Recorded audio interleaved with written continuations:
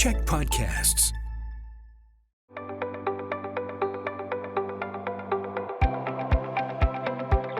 Hi, I'm Bruce Williams. I'm the CEO of the Greater Victoria Chamber of Commerce. Welcome to Chamber Chats, as always, being recorded in the podcasting studios of Czech Television, one of our chamber champions. I would like to begin by acknowledging that I live and work in the ancestral unceded territory of the Lekwungen-speaking nations, the Songhees and the Esquimalt. It is a privilege and honor to live and work alongside them every single day. Chamber Chats is made possible by the support of Island Savings, a division of First West Credit Union, and C-SPAN Victoria Shipyards. A little while ago, there was an annual event. The 16th annual Island Economic Summit was held. It was in Nanaimo. I've been to all 16 years, and one of the highlights of that every year is a snapshot that's provided at what our economy looks like on Vancouver Island. And obviously, it's been quite a time over the last 3 years through the pandemic as we manage that. The report is prepared and presented by MNP, and Susan Mowbray, who is the senior economist and a partner at MNP, is the person who puts this together every year. And Susan joins us now. Hi, Susan. Hi, Bruce. Thanks for having me. Thanks for being here. We're going to go through a whole bunch of stats and put some sheets up on screen for you to take a look at. But, you know, in the middle of all this that's been going on, one of the issues that everyone has been worried about is workforce and trying to find workforce to keep all of our businesses growing and to keep them robust. One of the things that's been missing in all of that is immigration. But regardless, our population has actually grown on Vancouver Island. Tell me about that. Yeah, so Vancouver Island is one of the fastest growing regions in BC. We actually looked at sort of the trend over a 5-year period. And what we found is that there's over 80,000 people have moved to Vancouver Island between 2016 and 2021. And that's basically the equivalent of the population of Nanaimo moving to Vancouver Island. And the other interesting part about it is that the people that are moving to Vancouver Island are younger. So we're looking at a big component of those people that are moving are working age, and they're bringing their family. So that's a bit of a different shift from what we'd seen previously. And that sort of started around 2017. We started to see that trend. Yeah, 1.5% increase for the Comox Valley and for the Strathcona district was kind of the largest. The capital region, 1.4% growth.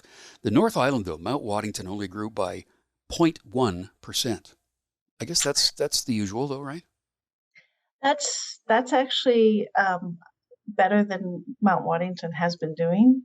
It's Mount Waddington was actually losing population for a while, and part of that is the decline in some of the resource industries slows down there. We've seen big declines in forestry on Vancouver Island. We've seen big declines in fishing and our resource industries, and so that's really a reflection of that. There's not a huge number of people that live in the area to start with. So what you can see is, small changes can lead to big percentage changes. So all these people coming here, of course, I can just sense people watching and listening to this saying, well, where do they all live? We've got this housing crisis going on. So we again have a chart here that you drew up that talks about this explosion that we've had in rental and house prices. Let's talk about that a little bit. Yeah, so that is becoming increasingly an issue, is availability of housing. We're hearing that not just in Victoria and Nanaimo, but we're hearing that across the island. And so what we did is we dug in a little bit to see what was going on, to see what the change in the housing stock was relative to the change in the population. And the first thing that came out of that was to see that the housing stock has not grown as quickly as the population. So there's a gap of about 1%. So the population's been growing faster than the housing stock, which means we have a constraint on the supply of housing. Then we also looked at incomes. And what we saw there is that over that period where we were looking at population growth, we saw incomes on Vancouver Island growing, and they were growing slightly above the rate of inflation, which is a good thing. But when you compare the housing price growth in housing prices and rents to that growth in income, you see what I had one of those really big, oh my God moments, where you're seeing almost a doubling of housing prices and a 50 to 60% increase in rent. So we're really seeing people being squeezed in the housing market right now, and that's showing up in people not being able to find housing. And we've had some anecdotal reports of employers, and that, I can speak to this from MNP's perspective.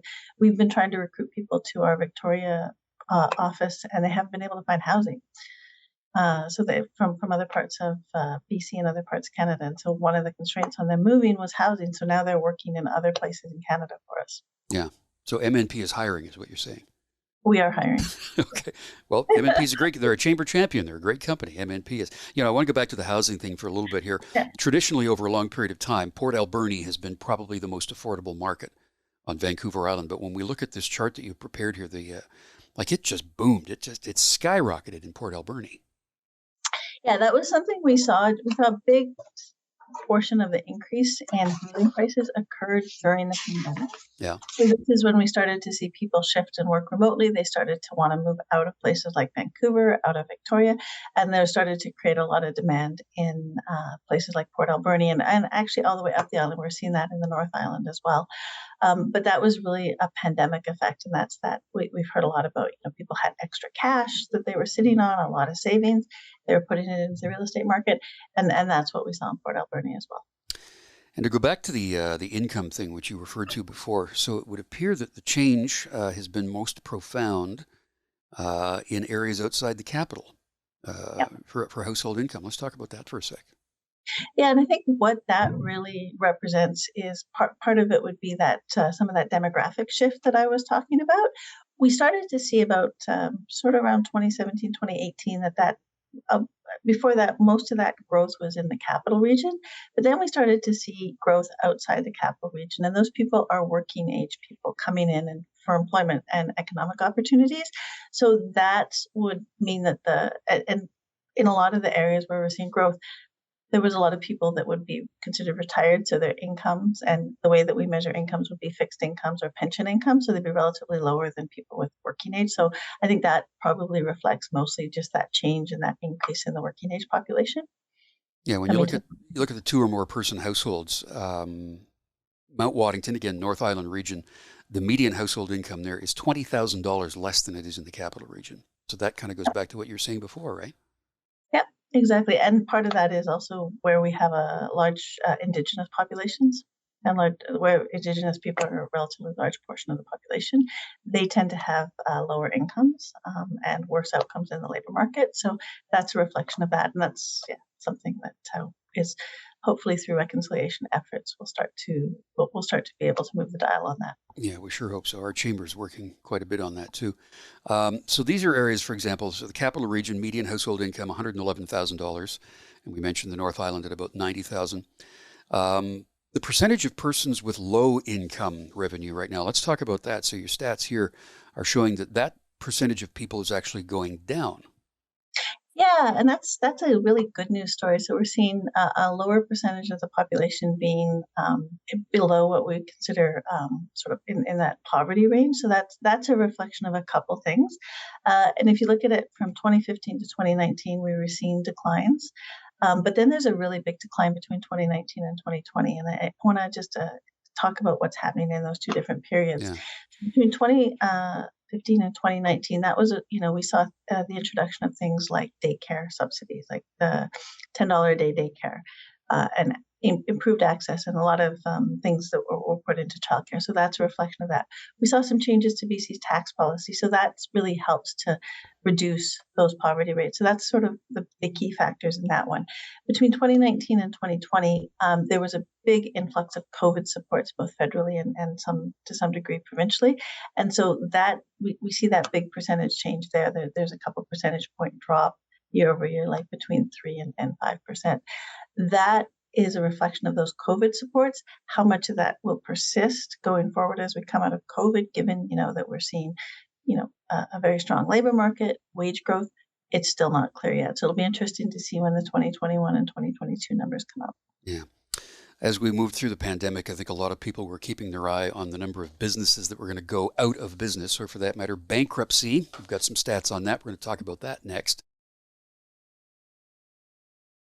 Susan Mowbray is our guest today on Chamber Chats. She is the senior economist and a partner with MNP, one of our chamber champions, in fact. So bankruptcy, Susan, we're going to take a look at both business and consumer bankruptcies. Let's talk about business, first of all.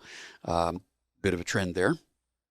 Yeah, so what we've seen is we've actually seen the number of bankruptcies fall during the pandemic, both for consumers and for businesses, which, as I say, it is a bit of a surprise.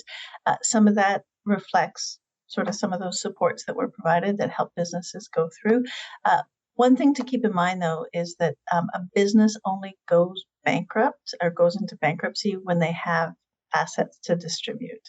So if a business went out and had nothing to distribute, they wouldn't necessarily, like, just went out of business with nothing to distribute. They wouldn't necessarily show up in the bankruptcy statistics. They would just close down on it. So, but we're still, if we look at the business counts and the incorporations, we are still seeing sort of positive signs on Vancouver Island that we did lose businesses in some of those most affected sectors, such as hospitality, but overall business counts have been relatively stable, which is not something you would be able to say if you looked at data from other parts of BC or other parts of Canada.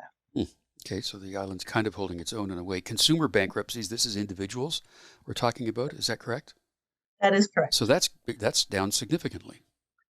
Yeah, that's come down a lot. And one thing, and part of that is related to those COVID supports that helped households stay, helped households through the pandemic. We also know that because of the strong housing market, as interest rates go up, there may be a slight increase, but because there's a shortage of supply, people who get into trouble on their mortgage are probably going to be able to sell the house. But also there's all the stress tests that were put in 2018 to prevent just this scenario where interest rates started to rise and people were underwater on their mortgages and couldn't afford the payments. So hopefully those stress tests will, we're getting in the range of interest rates where those stress tests, the upper range of where those stress tests were. So hopefully the policies will have the desired effect and we'll continue to see relatively low bankruptcies. Yeah, I mean, the trending now with the interest rates, of course, is that real estate is cooling off. I think a lot of startup businesses are going to give it a second thought. And we're just hearing from a lot of our chamber members about that even things like construction and development is going to slow down because of the cost of money, right? It's going to happen. Absolutely. Absolutely. And you're starting to see that in the construction numbers. You're starting to see that in the real estate sales. Real estate has been, I think, the most affected sector at this point, but we'll start to see that in travel and all those discretionary expenses as people try to cut back in response to the higher interest rates and rising inflation. So we're going to talk now about the GDP. It's all about the economy, the gross domestic products. What's the grade 3 explanation of what GDP is? So GDP is a measure of the value of what we produce, the value of what we produce, how much we actually produce. It's a way of trying to account for overall production. It only captures market production. So there's as an economist, you want to not just look at GDP, you want to look at other indicators in the economy. In BC, our GDP has recovered to 2019 levels. It was at 2019 levels by the end of 2021, and we're expecting growth into 2022, partly because of all that population growth that we've been experiencing. And then in 2023, as the economy slows, we are expecting to see some lower growth in GDP. Yeah, I mean, it kind of goes without saying that the economy recovered more quickly than everyone thought it would after the pandemic, and parts of it stayed quite robust. And this info we have here, Stats Canada is where some of it comes from, TD Economics, RBC Economic Research, and Central One, which is sort of a credit union overarching organization that does that. But we're going to talk a little bit later on about the outlook for the upcoming year. Do you see this trend continuing, though, for GDP? I would think that we'll see stable. Like we're not. I don't think we're going to see a big decline in GDP. I don't think we're going to see huge growth rates. So I think generally the moderating growth and very modest growth rates going forward. So the next page we're going to look at here is all about employment changes by industry or by sector, if you will. I mean, you referred earlier to what's happened within tourism and hospitality. First to go down, last to come back during the pandemic, that's for sure. But on this next chart here, the stuff in green, of course, is showing growth, but the stuff in red is showing a decline. For example, manufacturing is down. What's that all about? So that is about our forest industry. Okay. And a lot of that is about forestry. We actually saw growth in manufacturing in food and beverage, but within a lot of the declines on Vancouver Island in terms of manufacturing are related to forestry, as forestry production has declined. And we just saw recently that the Crofton mill has closed. So that's going to be another big hit in terms of those jobs. Well, Paper Excellence figures out what they're going to do with it. Construction is up. I don't know that that's going to continue, but for now, forecast is that it's been up. Yeah. For now, it's up, but it's actually up relatively modestly. So some of that could be a little bit of seasonality, a little bit of catching up. But going forward, we would expect construction activity to moderate a bit. We're still looking, because of the strong demand in the housing market, we do think that there will construction levels will be sort of similar to what they were in 2018, 2019 in the near term. Yeah, okay. Not surprising that accommodation and food service is down, of course, because they were in lockdown for a lot of time. And also not surprising, healthcare and social assistance is way up. That's a response to the pandemic, right? That is absolutely a response to the pandemic. And one of the things in some of these sectors that we're seeing is just the type of jobs. We're seeing more as people respond to the pandemic, and it became sort of more expected that if you had a bit of a sniffle or you weren't feeling well, you stayed home. Whereas prior to the pandemic, people might have been more, more, they didn't want to miss a day of work, so they would go in even if they were feeling a little bit under the weather. Now, with all the more awareness of the effects of that from the pandemic, we're seeing higher absenteeism, which is being in some sectors, particularly those public-facing ones, where people can't work remotely. There's a lot more casual employment, so we're seeing increases in the number of job vacancies there, as well as the number of people employed, just to be able to have a workforce to cover those absences due to illness. Okay, up next, we want to dig a little deeper into some of these sectors that you've talked about, which we will do beginning with tourism. Susan Mowbray is our guest today on Chamber Chats. He's the senior economist and a partner with MNP, one of our chamber champions. So, Susan, as we said a couple of minutes ago, tourism was the first down and the last back when we went through the pandemic. But tell me about the stats you've got here and what this indicates. So what we saw is a really strong recovery in tourism in the past year. And that is a combination of a couple things. First of all, we saw the restrictions lifted in last year at the border. So the borders opened up. We still had some testing requirements, but people were able to travel again across the US-Canada border. And a big part of tourism on around Victoria and the South Island is US visitors. So we saw a big rebound in visitors to Vancouver Island. We also saw cruise ships come back this summer. So Victoria had a record number of calls scheduled for the summer. Certainly a big improvement in tourism on the island, as particularly in the South Island region this year. And a lot of the operators are saying that we still need to get some more international travel back here too, which they're hoping for. And of course, BC Ferries is chugging right along and their traffic is up too. I want to talk about our food now, Susan. We, on this program, and in general conversations, have declared some concern over our food supply and our food sovereignty on Vancouver Island because we import 90% of our food that we eat here. That's a large carbon footprint. It means we're creating jobs in other jurisdictions. But farm activity is down on Vancouver Island. What's going on with that? Yeah, so that's a really interesting one. There's a couple things that are happening, and there's a trend to have fewer farms across Canada and in BC. And that is because we're seeing the price of real estate for sure is having an effect. So as the price of real estate goes up, it becomes relatively more expensive to become a farmer, and the opportunity cost of being a farmer goes up when you're sitting on a very valuable piece of real estate. The second piece is that if you actually dig into the statistics a little bit more, what you see is that a lot of those reductions were related to horses. So there's a lot fewer people with horses. Now in talking to a couple of people at the summit, actually, we've heard that part of what's happening with horse farms is the cost of feed has gone up. Oh, and right. And so there's been some consolidation there, and so it's become more expensive to have horses. There's not a lot of supply, and that. If we look at overall production, though, it's probably been stable. It's just that we're seeing this consolidation of farms. We're seeing fewer smaller farms, and most of this was happening in the Nanaimo and Cowichan Valley area. In the capital region, farms were pretty much stable. In the outside of outside of Nanaimo and the Cowichan Valley, what we saw is sort of declines of sort of between 3 and 10%. Okay. We also farm in the water here. We have an aquaculture industry that's pretty robust on the island. You've got some stats on that of both finfish and shellfish. Let's talk about that. Yeah, so aquaculture production has remained relatively stable despite a lot of uncertainty about what's going to happen with tenures and what that means for salmon farming. We are seeing there has been some modest investments that are being made, which is encouraging. That suggests that the industry thinks they will have some form of a future on Vancouver Island. But for right now, what we're seeing is just stability in production. Waiting to see what happens with the tenures as the federal and provincial government sort out what happens to salmon farming going forward. But right now the signs are cautiously optimistic. Some of the things that we don't have in here with our aquaculture industry is that we have growing seaweed Hmm. seaweed farming businesses, but that's not picked up in the stats that we have. So we only have a limited view on what's actually going on because we don't have good data.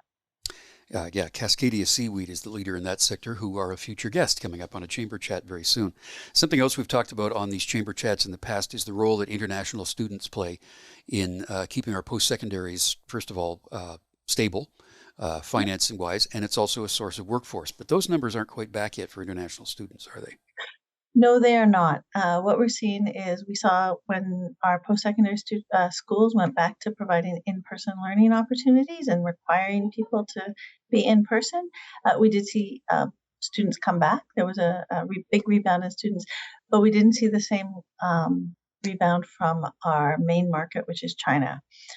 So most of the students studying in BC are from China, international students. That's not just on Vancouver Island, that's across BC.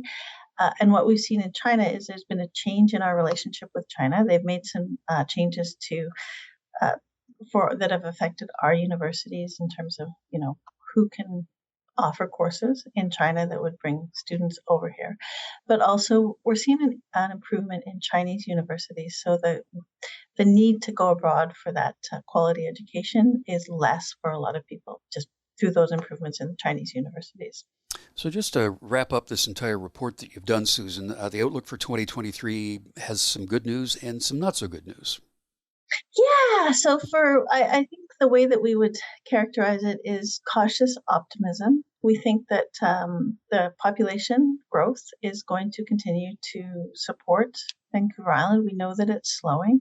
We also know that people are traveling, so that's going to be good for the tourism industry. So we're seeing sort of stability on Vancouver Island. We know that the labor force and shortages in the labor market are going to affect businesses' ability to expand. But overall, we think that Vancouver is going to do better than other parts of BC and sort of be on that stable thing. But overall, the outlook is for slower growth due to things like the inflation, what's happening in Europe with Ukraine and Russia, and that's slowing global economic growth. And we are going to feel that a bit here on Vancouver Island. Susan Mowbray is the senior economist and a partner at MNP, and she is the person who prepares this economic summit survey and the state of the economy for everybody every year at the VIEA Summit. So, Susan, thanks again for your time. Thanks for doing this. We appreciate it. My pleasure, Bruce. And that's it for today. I'm Bruce Williams. We'll see you again for another Chamber Chat.